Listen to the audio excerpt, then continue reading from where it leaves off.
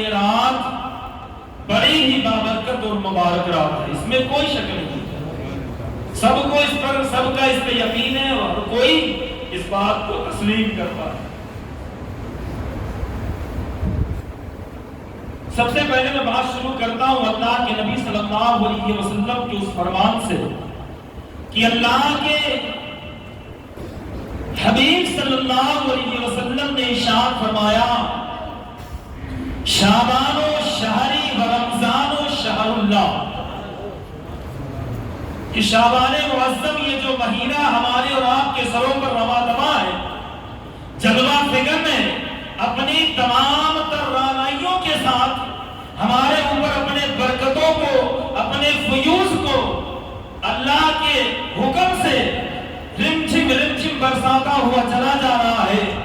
تو اس کا مسئلہ یہ ہے کہ اللہ کے حبیب نے اس مہینے کے بارے میں فرمایا کہ شعبان معظم میرا مہینہ ہے اور رمضان المبارک اللہ رب العزت کا مہینہ ہے۔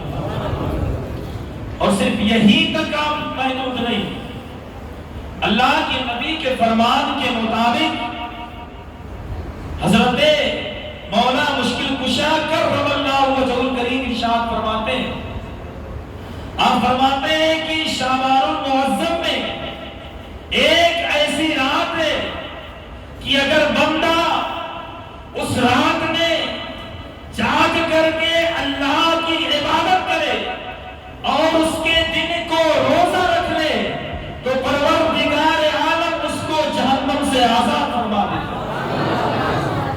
یہ میرے نبی کے فرمان کے مطابق آپ نے، یہ حضرت مولا مشکل کشا فرماتے ہیں اور فرماتے ہیں آج کی رات میں، یہ جو مبارک رات ہے، یہ جو بابرکت رات ہے، اس مبارک رات میں حضرت مولا مشکل کشا فرماتے ہیں کہ پروردگار عالم اپنی شان ذوالجلال کے مطابق، اپنے شان کے مطابق پہلے آسمان پہ نزول فرماتا ہے، اتر آتا ہے، نزول اذلال فرماتا ہے اور فرما کر کے پھر اپنے بندوں کو گہار لگاتا ہے، اے میرے بندو اگر تمہیں بخشش کی ضرورت ہے تو میری بارگاہ میں آؤ، میں تمہیں بخشش عطا کروں گا، اگر تمہیں رزق کی ضرورت ہے تو میری بارگاہ میں آؤ، میں تمہیں رزق عطا کروں گا، اگر تم نے گناہوں سے معافی مانگنی ہے تو میری بارگاہ میں آؤ، میں تمہارے گناہوں کو معاف کر دوں گا، اگر تم نے اپنی زندگی میں برکت کی دعا کرنی ہے، اپنی زندگی کو بڑھانا چاہتے ہو تو میں تمہاری زندگی میں برکت عطا کرنے والا ہوں۔ میرا رب یہ مغرب کے وقت ہی آسمان دنیا میں نزول اذلال فرما کر کے ارشاد فرماتا رہتا ہے، یہاں تک کہ صبح صادق نمودار ہو جاتی ہے اور مغرب سے لے کر کے صبح صادق تک میرا رب اپنے بندوں کو پکارتا ہے۔ لیکن ہائے مسلمان، آج ہماری حالت کیا ہے، آج ہمارا اصول کیا ہے، آج ہمارا قانون کیا ہے اور آج ہمارا طریقہ کیا ہے؟ بڑی بابرکت رات ہے، آج ہم نے جو ہے اپنی رات کو گزارنے کے لیے اللہ کی، ویسے تو میرا رب ہر رات میں آسمان دنیا پر اترتا ہے، لیکن آج انسان کو گولڈن چانس دیا گیا، آج جو ہے بڑا ہی زبردست چانس دیا گیا کہ ہر رات میں وہ اترتا ہے، اپنے بندوں کو پکارتا ہے، لیکن آج کی رات جو رات ہے وہ بڑا بابرکت ہے، وہ بڑی بابرکت رات ہے اور اس رات میں رب تبارک و تعالیٰ صبح میں نہیں، رات کے آخری حصے میں نہیں بلکہ مغرب ہی میں اتر آتا ہے اور پھر بندوں کو نوازنا شروع کرتا ہے، مغرب میں اتر آتا ہے اور نوازنا شروع کرتا ہے۔ اس رات کے بارے میں بہت سارے احادیث مذکور ہیں، قرآن کی سب طرف چلتے ہیں۔ اب رات کی اہمیت آپ پتہ کریں کہ رات کی عظمت کتنی ہے، رات کی اہمیت کتنی ہے، رات کا وقار کتنا، اس رات کا، آپ راتوں کی بات نہیں کرتا۔ اللہ رب العزت ارشاد فرماتا ہے حامیم، یہ حروف مقطعات ہے اور اس کا ترجمہ اور اس کی میلنگ اور اس کا معنی صرف اور صرف اللہ اور اس کے رسول جانتے ہیں اور کوئی نہیں جانتا، اللہ اس کے رسول جانتے ہیں۔ لیکن ہمارے محققین نے، ہمارے مجتہدین نے اس کی طرف اشارہ فرمایا ہے کہ ہاں سے مراد اللہ رب العزت قسم کھاتا ہے، آگے پڑھے حامیم والقرآن المبین، اللہ رب العزت قسم کھاتا ہے کہ بندو قسم ہے میرے اس حق کی جو تمہارے اوپر ہے،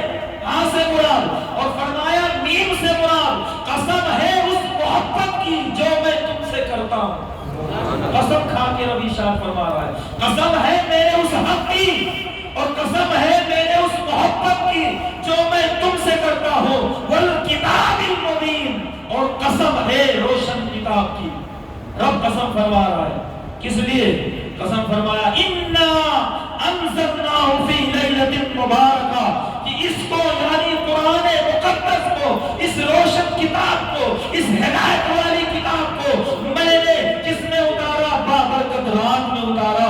لیلۃ مبارکہ مبارک رات میں اتارا. اب آپ جو ہے سوال کریں گے میرے سے حضرت کیا بک رہے ہیں؟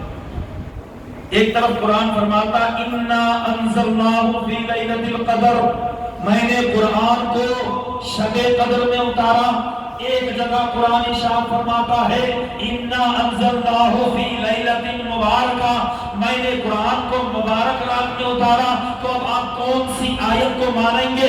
کون سی آیت پہ عمل کریں گے؟ ایک طرف رب فرماتا ہے میں نے قرآن کو جو ہے اس شب قدر کی رات میں اتارا ہے اور شب قدر میں اتارا ہے. ایک طرف رب ارشاد فرماتا ہے میں نے اس قرآن کو جو ہے لیلۃ مبارکہ میں اتارا ہے. تو اب آپ کنفیوز ہو جائیں گے کہ آخر کس کو مانیں؟ اس آیت کو مانیں یا اس کو چھوڑیں؟ یا اس کو مانیں یا اس کو چھوڑیں؟ تو میرے پیارے دونوں آیتیں اپنی جگہ درست ہیں اور دونوں اللہ کے قول ہیں اور دونوں قول پر حق ہیں کیونکہ میرے رب کا فرمان ایسا فرمان ہوتا ہے جو کبھی غلط نہیں ہوتا ہے. اگر رب نے فرما دیا ہاں ہے تو ہے, ہمیں اس میں آمنا صدقنا کہنا ہے, ہمیں اس میں کھود بیت کرنے کی ضرورت نہیں ہے. وہ مسئلہ ایسا ہے حضرت اکرمہ رضی اللہ تعالیٰ عنہ جو ابو جہل کے بیٹے ہیں صحابی رسول ہیں وہ بیان کرتے ہیں کہ اللہ رب العزت نے قرآن مقدس کو اس لیلۃ مبارکہ میں اس لیلۃ مبارک میں یعنی شب برات میں اتارا اور جمہور صحابہ کا اور جمہور علماء کا اس میں اتفاق ہے کہ اللہ رب العزت نے قرآن کو جو ہے شب قدر میں اتارا ہے. اب ذرا سوچیں مسئلہ یہ ہے ایک صاحب کہہ رہے ہیں کہ شب برات میں اتارا, ایک صحابی اور باقی صحابہ کہہ رہے ہیں کہ اللہ نے قرآن کو شب قدر میں اتارا. تو تقدیر کی صورت یہ ہے کہ اللہ رب العزت نے قرآن کو شب برات میں لوح محفوظ سے آسمان دنیا پر اتارا اور جو ہے آسمان دنیا سے میرے رب نے قرآن کو زمین پر جو ہے شب قدر کی رات میں اتارا. مسئلہ سمجھ میں آ گیا. قرآن کا نزول جو ہوا وہ شب برات سے شروع ہو گیا, شب قدر میں جا کر کے ختم ہو گیا. تو دونوں آیتیں اپنی جگہ صحیح, دونوں آیتیں اپنی جگہ صحیح. انہوں نے کہا شب برات میں اتارا, انہوں نے کہا شب قدر میں اتارا.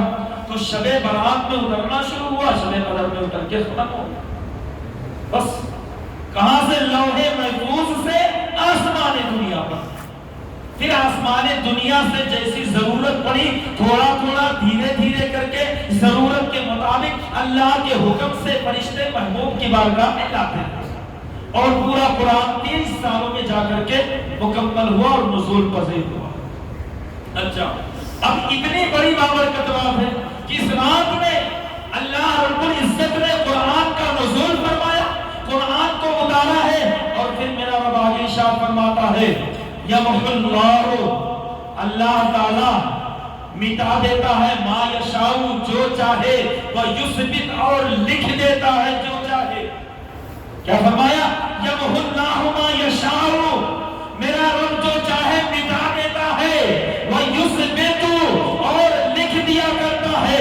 عنده ام الکتاب, اس کے پاس لوح محفوظ ہے, اس کے پاس تقدیر کا نوشتہ ہے, اس کے پاس قسمت کا جو ہے خط رکھا ہوا ہے. اب جس کے لیے جو چاہے میرا رب لکھتا چلا جائے اور جس کے لیے جو چاہے مٹاتا چلا جائے. سبحان اللہ. تو یہ میرے رب کا کرم ہے اس رات میں اور میرے رب کا فیضان ہے اس رات میں کہ میرا رب ہمارے لیے اتنی عظیم راتیں رکھی. اب میں ایک سوال پوچھوں آپ سے, بات سمجھ میں آ رہی ہے؟ آ رہی بھائی؟ ذرا سا دل جمعی کے ساتھ بیٹھنے سے مزہ ہے, بولے سبحان اللہ, اور ذرا زور سے بولے سبحان اللہ. اچھا اللہ رب العزت نے ہمیں یہ راتیں کیوں عطا کی؟ شب معراج، شب برات، شب قدر عطا کرنے کی ضرورت کیا؟ میرا رب تو 70 ماہوں سے زیادہ پیار کرتا ہے، پھر کوئی ماں چاہے گی کہ اس کا بیٹا رات بھر جاگ کر کے اپنی نیند خراب کرے؟ تو جب میرا رب 70 ماہوں سے زیادہ پیار کرتا ہے، وہ کیوں چاہے گا کہ میرا بندہ ساری رات جاگ کر کے اپنی رات خراب کر لے، نیند خراب کر لے؟ دینے کی ضرورت کیا تھی؟ اللہ رب العزت نے ان مبارک راتوں کو امت محمدیہ کو عطا کیا تو دیا کیوں؟ ضرورت کیا تھی؟ نیند بننے کی خراب ہوتی ہے، کیا ضرورت ہے؟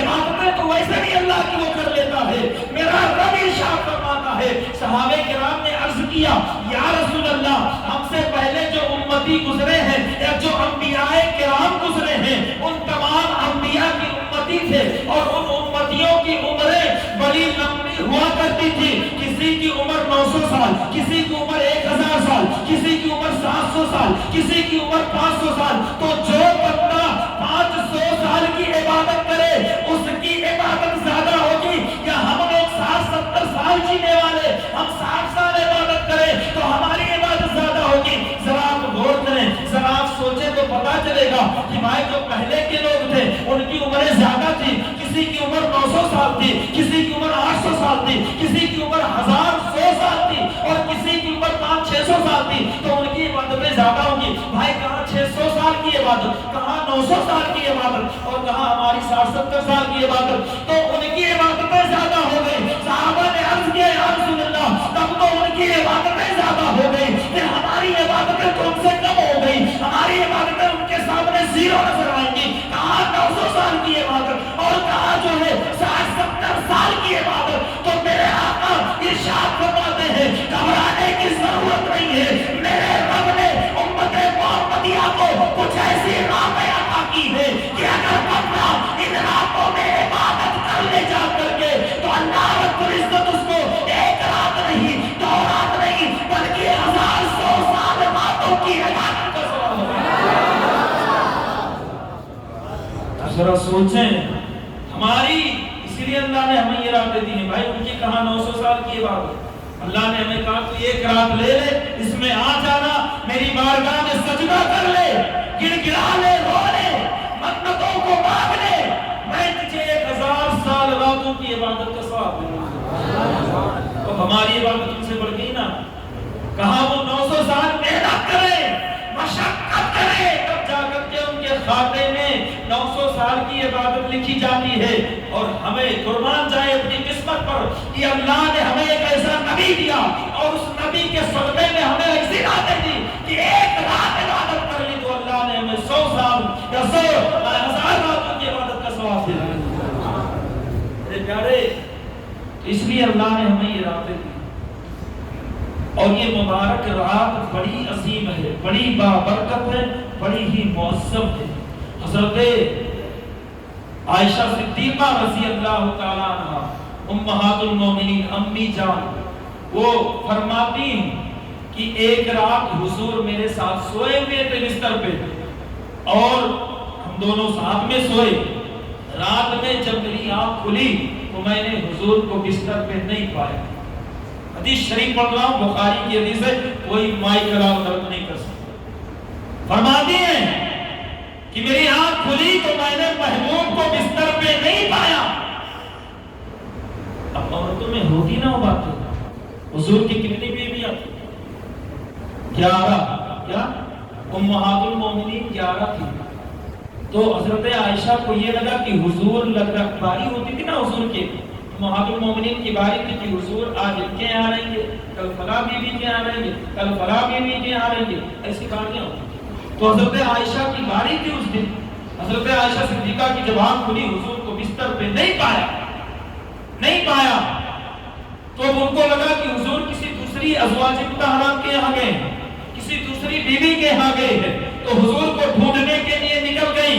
حضرت عائشہ رات میں اب حضور کو تلاش کر رہی ہے، ساری بیویوں کے گھر کو چھان مارا لیکن کہیں حضور کا سراغ نہیں چلنا ہے، کہیں حضور کا پتہ نہیں چلنا ہے۔ تمام جو جو ہے مدینہ شریف کو ڈھونڈ لیا لیکن حضور نظر نہیں آ رہے ہیں، حضور کا پتہ نہیں چل رہا ہے۔ اب حضرت عائشہ کہتی ہے لاؤ ذرا میں جنت البقیع جا کر کے مسلمانوں کے قبرستان میں دیکھتی ہوں۔ فرماتی ہے جب میں قبرستان پہنچی، میں جب جنت البقیع میں پہنچی تو میں نے دیکھا مصطفیٰ کریم جو ہے اپنی ہاتھوں کو آسمان کی طرف اٹھا کر کے دعائیں کر رہے ہیں، اے میرے مولا ربی حب لی امتی، اے میرے پروردگار میری امت کو بخش دے، اے میرے مولا میری امت کی مغفرت فرما دے، اے میرے مولا میری امت کو بخش دے۔ فرماتی ہے جب میں حضور کے پاس گئی، حضور نے مجھے دیکھا تو کہا عائشہ کیا تجھے لگتا ہے کہ اللہ اور اس کا رسول تیری حق تلفی کرے گا؟ نہیں نہیں، ایسا ہرگز نہیں ہے عائشہ، آج کی رات وہ رات ہے کہ اللہ رب العزت آج کی رات میں مسلمانوں کو بنو کلب کے بکریوں کے بالوں کے برابر جہنم سے آزاد فرما دے گا۔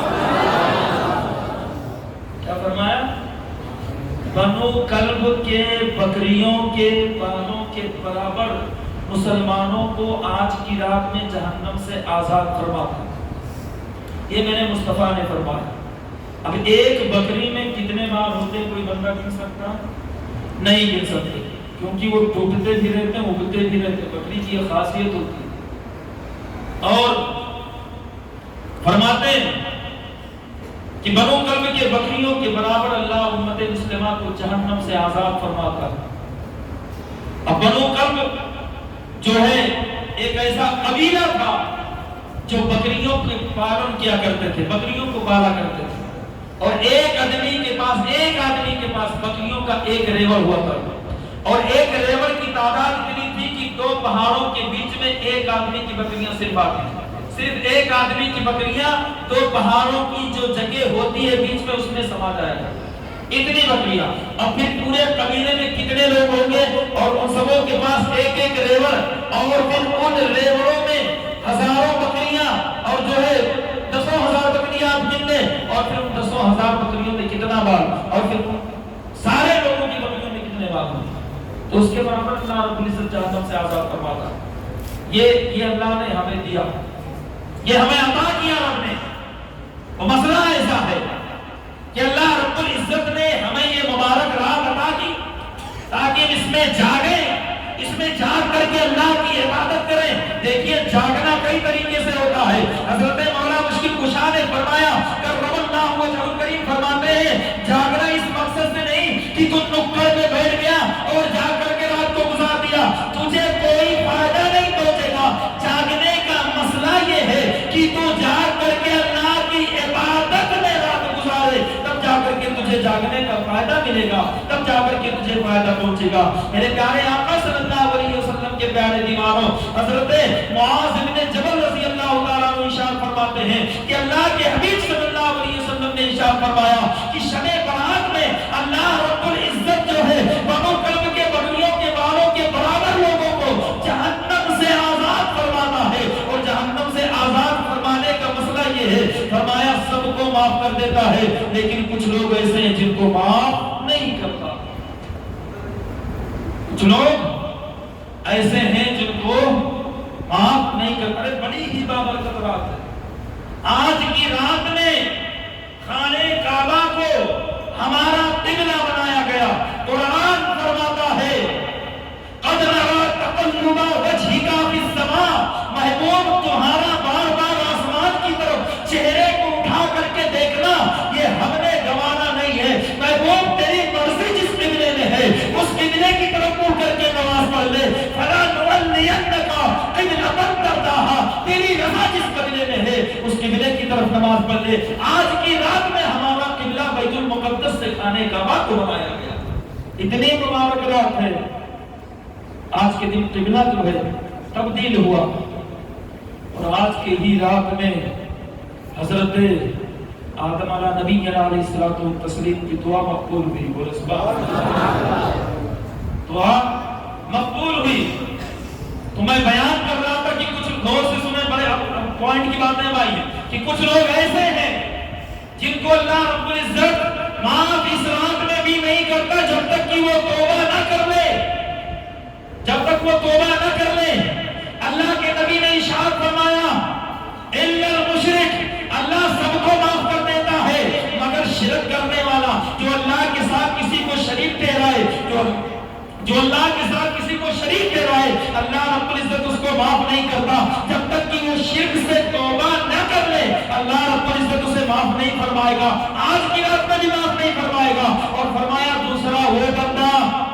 دوسرا وہ بندہ جو والدین کا نافرمان ہے اللہ رب العزت اس کو بھی معاف نہیں فرماتا آج کی رات میں اللہ ذرا سوچیں کہ آج امت مسلمہ کی جو حالت ہے کوئی ایسا نہیں ہوگا جو والدین کا نافرمان نہ ہو نہیں الا ماشاءاللہ دو چار سے نکل جائے گا بتائے کون ہے جو والدین کا فرما بردار ہے اللہ کے نبی نے ارشاد فرمایا کہ بندہ اگر والدین کا نافرمان ہے تو آج کی رات میں بھی اللہ رب العزت اس کی بخشش نہیں فرمائے گا ذرا سوچیں پوری امت مسلمہ اس میں گرفتار ہے آج کے دور میں کوئی نہیں کہہ سکتا وہیں پر دوستوں کے لیے ہزاروں ہزار بار خرچ کر کے آ جائے گا لیکن گھر میں پہنچ کر ماں نے اگر دوائی کے لیے 100 روپے طلب کر لیے تو دوسرے بھائی کو ذمہ پہ اٹکا دے گا کہے گا صرف تیری ماں ہے تیری ماں بھی تو ہے تیری بھی تو ماں ہے تو خرچے کیوں نہیں دیتا جھوٹ بولنا کیا یہی سچ ہے اور سچ بڑا کڑوا ہوتا ہے الحق مر اور کڑوا ہے والدین کا نافرمان اور نافرمانی صرف یہی تک محدود نہیں ہے یہی تک نافرمانی محدود نہیں ہے ہم نے لاکھوں نافرمانیاں کی ہیں انہیں تکلیف پہنچائے انہیں مصیبتیں پہنچائی باخدا دنیا میں کسی کی دعا مقبول ہو نہ ہو ماں کی دعا ضرور مقبول ہوتی ہے باپ کی دعا ضرور مقبول ہوتی ہے تم نے سوچا کہ حضرت سے دعا کروانے کام ہو جائے گا نہیں میرے پیارے حضرت کی دعا میں بھی مقبولیت کا شک ہے کہ معلوم نہیں اللہ قبول کرے یا نہ کرے اگر آپ پیر صاحب سے دعا کروائے اس میں بھی شک ہے کہ اللہ قبول کرے نہ کرے اگر آپ کسی محقق سے دعا کروائے اس میں بھی شک ہے کہ اللہ دعا قبول کرے نہ کرے لیکن جس کے ماں باپ اپنی اولاد کے حق میں دعا کر دیں باخدا وہ کبھی رد نہیں کیا جاتا ہمیشہ مقبول ہوگا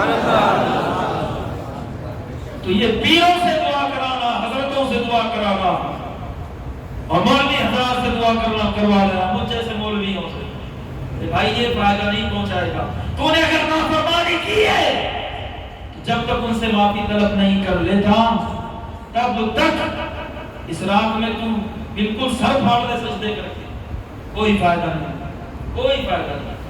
جب تک ان سے تلافی نہ کر لے اور ہمارا مسئلہ یہ ہے یہ تو خیر زندوں کی بات ہو گئی جن کے والدین اس دنیا سے گئے حضرت امام مالک رضی اللہ تعالیٰ عنہ جو ائمہ کرام چاروں ائمہ میں سے حضرت امام مالک کو اللہ نے کشف کا علم دیا تھا کسی بھی چیز پہ ہاتھ رکھتے تو اس کے اندر کی ساری باتیں انہیں پتہ چلی جاتی ساری باتیں تمہارے سینے پہ ہاتھ رکھ دیا تمہارے دل میں کیا کیا چل رہا ہے ساری باتیں معلوم ہے کشف کا علم دیا تھا فرماتے ہیں میں جنت الماوا پہنچا وہاں کی ایک قبر کے پاس قبرستان میں بیٹھ گیا اور میں نے ہاتھ رکھا تو سارے قبرستان والوں کی سارے معاملات مجھ پہ آشکار ہو گئے میں نے دیکھا سارے قبرستان میں خوشی ہے سارے کے سارے کے چہروں پہ خوشی دوڑ رہی ہے ساروں کے چہرے چمک رہے ہیں لیکن جس قبر کے پاس میں بیٹھا تھا میں نے جب ہاتھ رکھا تو میں نے دیکھا اس قبر میں رہنے والے کے بندے کے چہرے کے اوپر خوشی نہیں ہے مرجھایا ہوا چہرہ اللہ مرجھایا ہوا چہرہ ہے کہتے ہیں میں نے ان سے دریافت کیا میرے بھائی سارے خوشی میں ہیں سارے لوگوں کے چہروں پر جو ہے خوشی دوڑ رہی ہے سب کے چہرے چمک رہے ہیں آخر تمہارا چہرہ مرجھایا ہوا کیوں ہے وہ بندہ کہتا ہے حضرت مسئلہ ایسا ہے کہ میں جو ہے بڑا امیر آدمی تھا اور مجھے کوئی اولاد نہیں تھی میرے اخیر عمر میں جب میں اپنی اخیر عمر میں پہنچا تو اللہ نے مجھے ایک اولاد عطا کی اب میں بڑا امیر آدمی تھا میرا بیٹا میرے دولت سے فائدہ اٹھاتا رہا سارے معاملات ٹھیک تھے ایک دن میری موت آ گئی اور میں انتقال کر گیا اب اس میرے بیٹے کو یہ فکر نہیں ہے کہ جس کے مال سے میری زندگی بنی ہوئی ہے جس کے مال سے میرا جینا اچھا ہوا ہے جس کے مال سے میری شان ہے اس کو نہیں پڑی ہے کہ اپنے باپ کے لیے ذرا سی مغفرت کی دعا کر دے اس کو نہیں پڑی ہے کہ اپنے باپ کے لیے ذرا سی دعائیں کر دے اس کو نہیں پڑی ہے کہ اپنے باپ کے لیے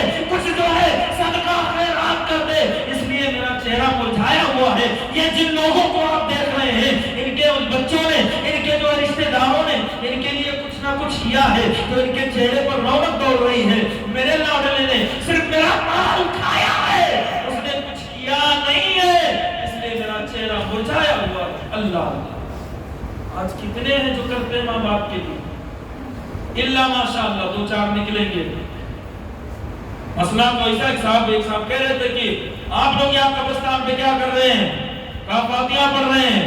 کہا تو یہ تو میرے والد صاحب کی قبر ہے. کہا نہیں یہ میرے والد صاحب کی قبر ہے. اللہ یہ حال مطلب یہ کہ اس کی جگہ پہ کسی دوسرے کو رکھ گئے, دیکھنے ہی نہیں گیا پوری زندگی. ہم ایک بار دفن کر کے آ گئے, ہم نے سمجھا ہمارا ذمہ داری نہیں. اللہ کے حبیب صلی اللہ علیہ وسلم کی بارگاہ میں ایک صحابی آئے, عرض کیا یا رسول اللہ مات امی, میری ماں کا انتقال ہو گیا ہے, تو میں کیا کروں اس کے لیے؟ فَهَلَّا أَجْرٌ, کیا اس کے لیے کوئی اجر ہے؟ ان تصدقت وَنَا, اگر میں اس کے لیے صدقہ خیرات کروں تو اللہ کے نبی نے فرمایا نعم, ہاں اس کے لیے ہے. فرمایا نعم اس کے لیے ہے, اجر و ثواب ہے, اگر صدقہ خیرات کرے. ہم کیا کرتے ہیں؟ کتنے کرتے ہیں؟ حضرت امام مالک کہتے ہیں کہ اس نے بتا دیا, اس قبر والے نے اپنے بیٹے کا بتا دیا. میں جو ہے اس کے پاس گیا اور اس سے میری ملاقات ہوئی. میں نے اس سے کہا کہ تو اتنا بڑا آدمی ہے, آخر یہ مال کہاں سے آیا؟ وہ کہتا ہے میرا باپ میرے لیے بنا کر کے گیا تھا. امام مالک کہتے ہیں میں نے اس سے پوچھا اگر میرا باپ تیرے لیے بنا کر کے گیا ہے اس دنیا سے, تو نے اپنی پوری زندگی میں آج یہ تیری شان ہے, آج یہ جو تیری بلڈنگ ہے, آج یہ تیرے پاس جو گاڑیاں ہیں, یہ سارے معاملات ہیں, یہ جو میرے باپ کی وجہ سے آیا, تو نے مرنے کے بعد کتنی بار اپنے باپ کو یاد کیا؟ اللہ کتنی بار یاد کیا؟ کہتا ہے ایک بار بھی نہیں, آنکھوں سے آنسو جاری ہو. حضرت امام مالک کہتے ہیں تیرے باپ کی حالت بڑی خراب ہے, قبر میں بہت خراب ہے. غور کریں ذرا میرے بھائی, کہاں حالت بڑی خراب ہے, تو اپنے باپ کے لیے کچھ کر. فرماتے ہیں کہ میں نے اس سے کہا اور اس نوجوان نے دل میں عہد کر لیا اور گیا قرآن خریدا اور 24 گھنٹے میں اپنے قبر کے اپنے باپ کے قبر کے پاس جا کر کے پورے قرآن کو ختم فرما دیا. سبحان اللہ, پورے قرآن کو ختم کیا. حضرت امام مالک جب دوبارہ اس قبر پہ پہنچے, پھر کشف فرمایا تو دیکھا آج وہ بھی مسکرا رہا ہے. سبحان اللہ, آج وہ بھی مسکرا رہا ہے. پوچھا ابھی تو بڑے غمگین تھے, اب مسکرانے لگے. کہا مسئلہ ایسا ہے کہ میرا بیٹا آیا تھا, میرا بیٹا آیا اور اس نے میرے قبر پہ بیٹھ کر کے ایک ختم قرآن شریف پڑھا اور اس کا ثواب میری روح کو ایصال کیا ہے. وہ ثواب مجھے پہنچا اور میری حالت بہتر ہو گئی. سبحان اللہ, میری حالت بہتر ہو گئی. ہم کتنی بار جاتے ہیں, ہم کتنی بار جاتے ہیں, ایک بار دفن کر کے آ گئے تو ہمیں فرصت نہیں ہے. یاد رکھو کل تم نے بھی وہیں پہ جانا ہے. قبرستان جانے کی دلیل ہمارے پاس ہے, ثبوت بھی ہمارے پاس ہے, جانا جائز بھی ہے, لیکن اس لیے نہیں کہ کھیل مٹھیل کرنے کے لیے, کھیل کود کے لیے نہیں. وہاں جا کر کے عبرت حاصل کرو, وہاں جا کر کے اپنے مرحومین کے لیے دعائیں کرنا, وہاں جا کر کے اپنے مرحومین کے لیے استغفار کرو. باخدا اس کا ثواب انہیں پہنچتا, اس کا ثواب انہیں پہنچتا ہے. اور پہنچے گا بھی کیوں نہیں؟ اللہ کے نبی نے فرمایا ثواب پہنچتا ہے, پہنچے گا کیوں نہیں؟ بلا شبہ پہنچے گا. فرماتے ہیں حدیث شریف ہے ترمذی کی, آپ نے پتہ نہیں اس سے پہلے سنا ہو نہیں سنا ہو, بتا دے وہ نئی بات ہے کہ ہر جمعہ کو اور ہر عید اور بقرہ عید کو, ہر شب معراج کو, ہر شب برات کو, ہر شب قدر کو تمہارے رشتہ داروں کی روح تمہارے گھر کو آتی ہے. سبحان اللہ, ترمذی کی حدیث ہے. فرمایا تمہارے رشتہ داروں کی روح تمہارے گھروں کو آتی ہیں. بات سمجھ میں آ رہی؟ گھروں کو آتی ہیں اور تم سے سوال کرتی ہیں, تم سے دریافت کرتی ہیں کہ تم نے ہمارے لیے کچھ صدقہ خیرات کیا, تم نے ہمارے لیے کچھ قرآن پڑھا, تم نے ہمارے لیے اولاد و وظائف پڑھے, تم نے ہمارے لیے تسبیحات پڑھے. اگر پڑھا ہے یا کسی کو کھانا کھلایا ہے تو اس کا ثواب ہمیں عطا کرو, ہم لے کر کے جائیں گے. سبحان اللہ, سبحان اللہ. اگر آپ نے کچھ کیا ہوگا تب نہ ان کو ملے گا. فرماتے ہیں کہ وہ روحیں آتی ہیں اور سوال کرتی ہیں, دستے دعا دراز کرتی ہیں تم سے, تمہارے گھروں پہ جس کے گھر کی جو ہوتی ہے. فرمایا تو سوال کرتے ہیں اگر آپ نے کچھ کیا ہے تو اس کا ثواب ان کو مل جاتا ہے، اور وہ خوشی حشاش و بشاش ہو کر کے مسکراتے ہوئے دوبارہ قبرستان کو لوٹ جاتے ہیں۔ اور اگر آپ نے کچھ نہیں کیا خدا تو مرجھایا ہوا چہرہ لے کر کے آتے ہیں، مرجھائے ہوئے ہی لوٹ جاتے ہیں۔ ذرا سوچو، وہ باپ جس نے تمہیں کبھی پوری زندگی رونا گوارا نہیں کیا، تمہارا کبھی مایوس ہونا گوارا نہ کیا، مرنے کے بعد تم اس کے کام نہیں آ رہے، اللہ اللہ، مرنے کے بعد اس کے کام نہیں آ رہے، وہ آئے اور یوں بھی لوٹ جائے، اس کے لیے تم نے کچھ نہ کیا، شرم کی بات ہے۔ اس لیے آج کی جو رات بنائی گئی ہے، ہم اس رات میں قبرستان جاتے ہیں اور اپنے مرحومین کے لیے جو کچھ بھی ہم سے ہو سکتا ہے، ایا وہ کھانا کھلایا ہو، یا قرآن پڑھا ہو، یا سورتیں پڑھی ہو، یا کلمہ پڑھا ہو، یا اولاد و وظائف پڑھے ہو، تمام کا تمام ان کی روح کو حساب کر دیں۔ تو جو والدین کا نافرمان ہو، جب تک وہ توبہ نہیں کر لیتا، والدین کو راضی نہیں کر لیتا، آج کی رات میں اللہ اس کی بھی بخشش نہیں فرماتا ہے۔ کتنے ہو گئے؟ تو تیسرا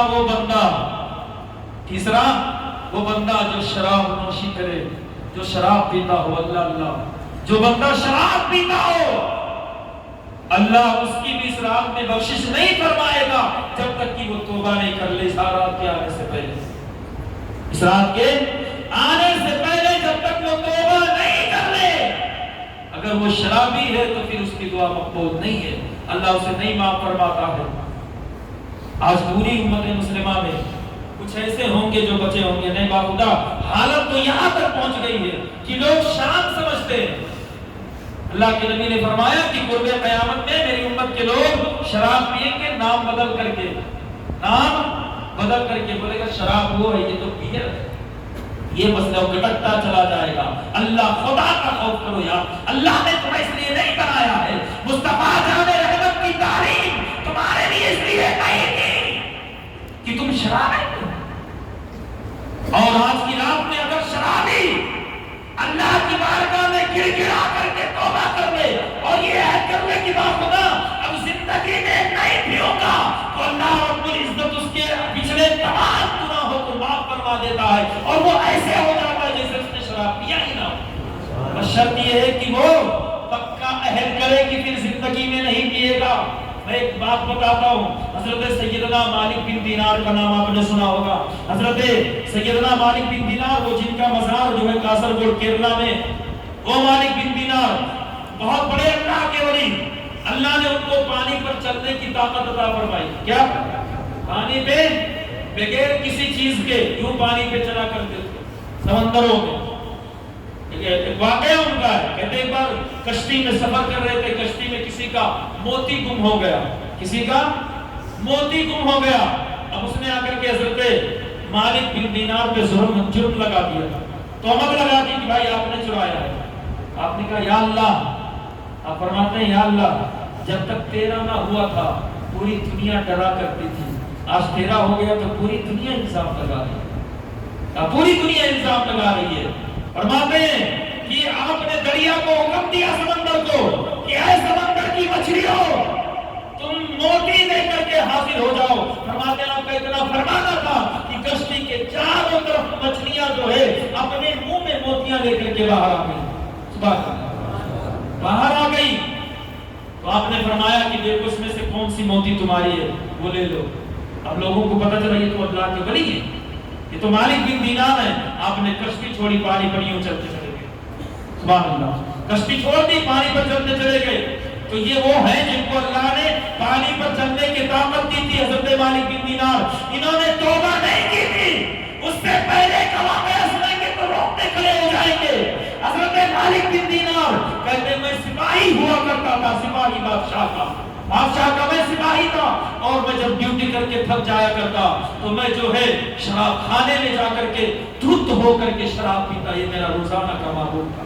وہ مالک بن دینار، ذرا سوچیں کہ مالک بن دینار جیسا شرابی اگر توبہ کر لے تو اللہ رب العزت ان کو ولایت کا تاج عطا کرتا ہے، اور ہمارے جیسے شرابی نے اگر توبہ کر لی تو کیا اللہ ہمارے گناہوں کو نہیں معاف کرے گا؟ بلا شبہ ضرور معاف کرے گا۔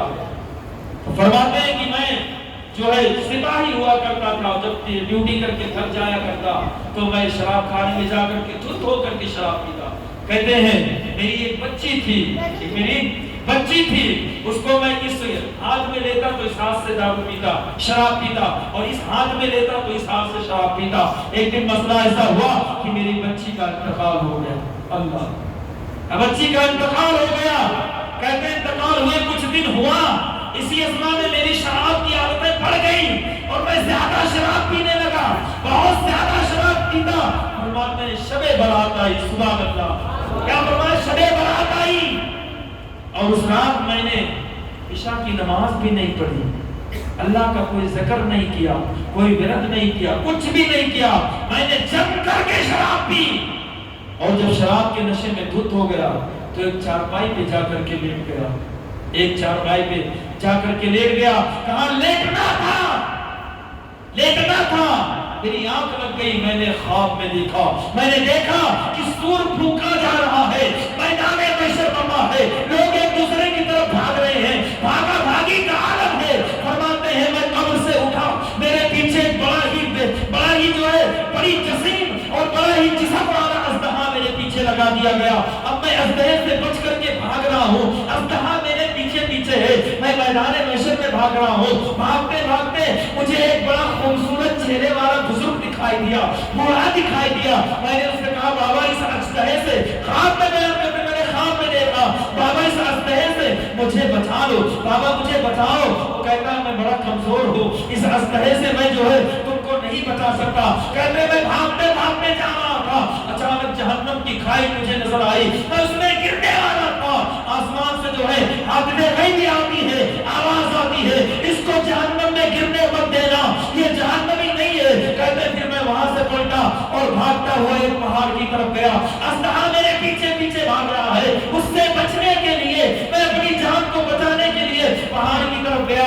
میں نے دیکھا پہاڑ ہے، چاندی کا پہاڑ ہے، اور اس کو تراش کر کے ایک بہترین خوبصورت محل بنایا گیا ہے، اس سے خوشبو آ رہی ہے، مہکتی ہوئی خوشبو ہے، بڑی پیاری خوشبو ہے۔ فرمایا خوشبو آ رہی ہے، جب میں اندر داخل ہوا تو کسی نے میرا ہاتھ پکڑ کر کے کھینچ لیا، سبحان اللہ، ہاتھ پکڑ کر کے کھینچ لیا۔ جب میں اندر گیا تو اژدہا واپس ہو گیا۔ میں نے دیکھا بڑے ہی ننھے ننھے خوبصورت بچے اس گھر میں ہیں۔ میں نے پوچھا یہ کون ہے؟ کہا یہ مسلمانوں کے وہ بچے ہیں جو بچپن میں انتقال کر جاتے ہیں، سبحان اللہ، یہ وہ بچے ہیں مسلمانوں کے جو بچے بچپن میں انتقال کر جایا کرتے ہیں۔ کہتے ہیں تو پھر میری بھی ایک بچی کا انتقال ہوا تھا، میری بچی کہاں ہے؟ کہتے ہیں میری نظر پڑی تو میں نے دیکھا سونے کا جھولا ہے، میری بچی اس پہ جھولا جھول رہی ہے۔ اس نے جب مجھے دیکھا تو بابا کہہ کر کے آواز لگائی اور میری گود سے آ کر کے لپٹ گئی، اور لپٹ کر کے اس نے مجھ سے ایک جملہ کہا، ابا حضور آپ اب کتنی گناہ کرو گے، کتنا شراب پیو گے، اللہ کے لیے آج کے اس رات کے صدقے اس شراب کو چھوڑ دو، اللہ کے لیے شراب کو چھوڑ دو، آج کی رات بڑی بابرکت رات ہے۔ کہتے ہیں اس نے جب مجھ سے یہ کہا میری آنکھیں کھل جاتی ہیں، اور میں نے میرے پاس جو شراب کی بوتلیں تھی ان کو توڑ دیا، اور توڑ کر کے اللہ کی بارگاہ میں گریہ وزاری کی، اے کریمہ مانا گنہگار ہوں لیکن ہوں تیرا بندہ، مانا شراب پیتا ہوں لیکن وعدہ کرتا ہوں کہ اب پوری زندگی شراب نہیں پیوں گا۔ فرماتے میرا یہ توبہ کر رہا تھا اور رب نے مجھے ولایت کے تاج سے سرفراز کروا دیا۔ دیکھیں کہ اگر شرابی بھی اس رات میں توبہ کرے تو اللہ اس کو حضرت مالک بن دینار بنا دیتا ہے، اللہ کا ولی بنا دیتا ہے۔ اگر ہم تو کیا اللہ رب العزت ہماری گناہ